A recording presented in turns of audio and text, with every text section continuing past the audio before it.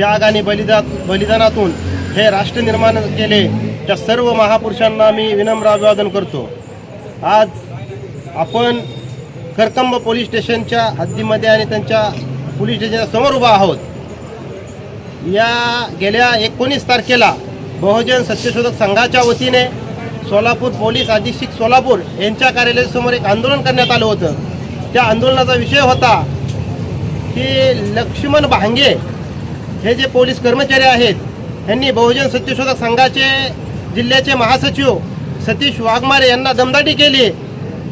त्यांनी एक अर्ज दिला होता की करकंब पोलीस स्टेशन हद्दीमध्ये अवैध धंदे बंद करा आणि तात्काळ अवैध धंदे बंद नाही झाले तर आम्ही सोलापूर जिल्हा पोलीस अधीक्षक कार्यालयापाशी आंदोलन करू। पण कुठलीही दखल या पोलीस स्टेशनने घेतली नाही। 19 तारखेला हे आंदोलन करण्यात आले। हे आंदोलन करण्याच्या नंतर आज त्यांनी एक स्टेटमेंट दिलं काल तुमच्या चॅनेलला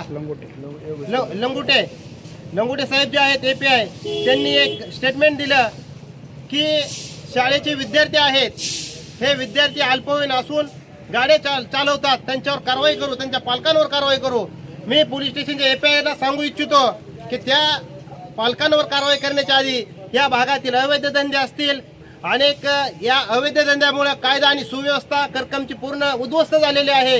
ह्यांनी पहिल्यांदा साहेबांनी याविषयी लंगोटे साहेबांनी याविषयी स्टेटमेंट द्यावं की कायदा आणि सुव्यवस्था कशी आहे, तिथले अवैध धंदे बंद झालेले आहेत का, तात्काळ हे अवैध धंदे बंद करण्यात यावेत। अन्यथा येणाऱ्या सोमवारी आम्ही पोलीस महासंचालक कोल्हापूर हे ते जाणार आहोत, साहेबांना भेटणार आहोत आणि खुल्लं आंदोलन बहुजन सत्यशोधक संघाचे हे कोल्हापूर येथे होईल।